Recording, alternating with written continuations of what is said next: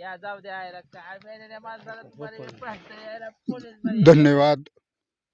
आपण देवळाली गावातील शिवारामध्ये बालाजी गणपत लोमटे या शेतकऱ्याचा गेल्या 14 महिन्यापासून काबाड कष्ट करून पिकं आणलेलं असताना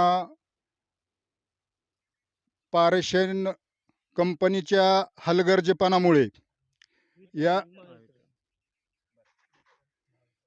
पारेषण महावितरण पारेषण महावितरण कंपनीच्या हलगर्जीपणामुळे या शेतकऱ्याचं आतूनच नुकसान झालेलं आहे. या अनुषंगाने रावसाहेब पाटील ग्रामपंचायत सदस्य हे महाराष्ट्र न्यूजला प्रतिक्रिया व्यक्त करीत आहेत. नमस्कार, मी रावसाहेब अशोक पाटील.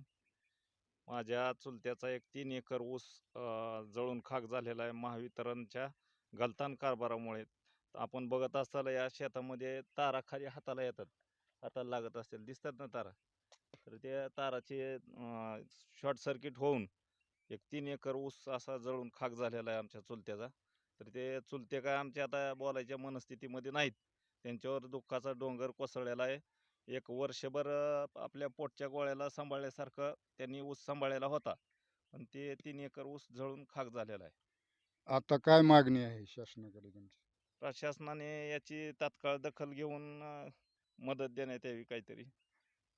मदत दिली म्हणजे काय नुकसान भरून येणार नाही, पण प्रशासनानं तात्काळ याची दखल घ्यावी. तुम्हाला वाटतंय का मदत मिळेल? आता अपेक्षा तर ठेवावं लागेल प्रशासनावर. आपण तलाठी साहेबांना बोलून पंचनामा झालेला आहे आणि महावितरणचे साहेब मुंडे साहेब ते पण येऊन पंचनामा करून गेलेले आहेत. बघू आता पाठपुरावा करून. धन्यवाद.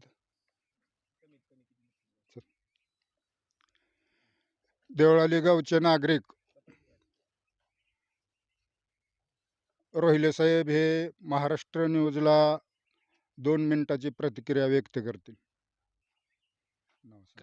मी प्रसाद सदानंद रोहिले, देवळाली गावचा एक शेतकरी म्हणून मी एक प्रतिक्रिया देतो की आज देवळालीमध्ये जवळपास एक 3 एकर ऊसाचा फड जळून खाक झालेला आहे. त्या ऊसाच्या फडामध्ये महावितरणाच्या घोळक कारभारामुळं तारा ह्या 5 फुटाच्या अंतरावरच आहेत, लोकांच्या हाताला येतील अशा पद्धतीच्या तारा त्या ऊसामध्ये लोळतात आणि ह्या कारभारामुळे तिथं शॉर्ट सर्किट स्पार्किंग होऊन हा ऊस जळून खाक झालेला आहे. त्या शेतकऱ्यानं लहान लेकरासारखा ऊस जपलेला तो आज जळून खाक झालेला आहे. तर ह्या महावितरणावर योग्य ती कारवाई करावी आणि पटकन त्या माणसाला न्याय मिळावा ह्याचीच आम्ही अपेक्षा करतो. कमीत कमी त्या शेतकऱ्याचं जे नुकसान झालेलं आहे की जेणेकरून टनेज मागं त्याचं काय ॲव्हरेज निघत असेल त्या ॲव्हरेज प्रमाणे ह्या शासनानं महावितरणावर योग्य ती कारवाई करून त्यांच्यावर जाब लावून ह्या महावितरण कंपनीकडून आपला जो क्लेम आहे तो त्या शेतकऱ्याला मिळवून द्यावा व त्या गोरगरीब शेतकऱ्याच्या पाठीमागं खंबीरपणे उभे राहावे हीच एक शेतकऱ्याची अपेक्षा आहे. जर वेळेत जर नाही तुमची दखल घेतली तर याच्या पुढचे सिच्युएशन काय असेल? जर वेळेत जर दखल नाही घेतली तर सध्या शेतकऱ्याच्या मानसिकतेपुढं शेतकरी एकतर हवालदिल झालेला आहे. सरकार पुढे बी सरकारच्या शेतकरी कर्जामध्ये डुबलेला आहे. शेतकरी पीक कर्जमाफीची वाट पाहतोय. त्याच्यामध्ये हे असं संकट आलेलं आहे. ह्या संकटामुळं शेतकऱ्याची जर इथून पुढे जर आता जर क्लेम नाही घेतला गेला तर शेतकऱ्याची आत्महत्या करण्याशिवाय काय पर्याय राहणार नाही त्यासमोर. आत्महत्या म्हणजे काय पर्याय आहे का? काय त्याच्याशिवाय विलाज नाही. जगणार काय? त्याच्या पुढे आशा काय? तुम्हीच सांगा. प्रशासनानं सांगून द्यायचं की त्याची आशा काय, अपेक्षा काय, त्यानं जगावं काय? त्यानं आलेलं हाताशी धरलेलं उराशी बाळगलेलं पीक जर तसं असं जळून गेलं तर ते जगावं कसं त्यानं? हीच आमचं म्हणणं आहे आणि लवकरात लवकर ह्याच्यावर दखल घेऊन त्यांना न्याय मिळवून द्यावा. धन्यवाद. या ठिकाणी आपण पाहत आहात महाराष्ट्र न्यूज, जनसामान्याचा आवाज.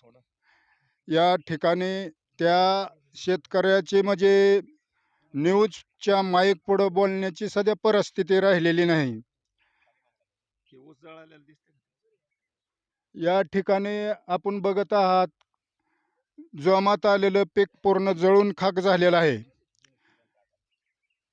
तरी महावितरण कंपनीनं याची वेळेत दखल घेऊन त्या शेतकऱ्याला आत्महत्यापासून रोखायचं काम हे महावितरण कंपनीनं करावं लागेल.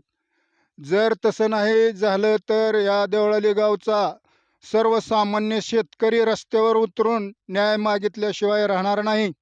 महाराष्ट्र न्यूजवर आपण नवीन असाल तर महाराष्ट्र न्यूजला सबस्क्राईब करा, बेल आयकॉनचं बटन दाबा, लाईक करा, कमेंट करा. धन्यवाद. मी ज्ञानोबा काकासाहेब येडके, महाराष्ट्र न्यूजचा मुख्य संपादक.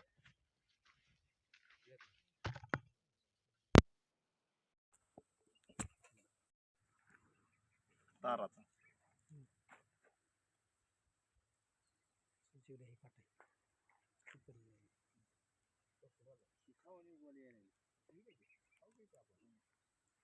कोण येईल?